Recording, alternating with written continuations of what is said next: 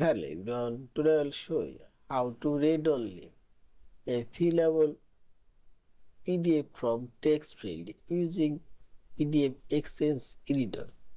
See this fillable PDF from, you can type new text here or you can remove. If I make all of them read only, you cannot edit this fillable text field text. And see this. Select this form option already selected and this select field and drag your mouse and select your field you want to make read only.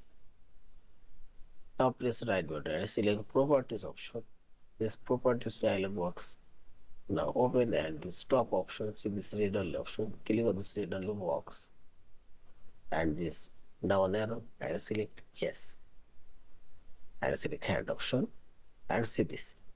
You cannot edit already, see this, and finally select this file option, save or save as and fillable PDF from. If you want to remove this read only option, do it similar way. Select all of them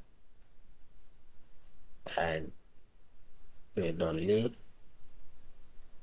remove. And if you want, you can read only a specific one.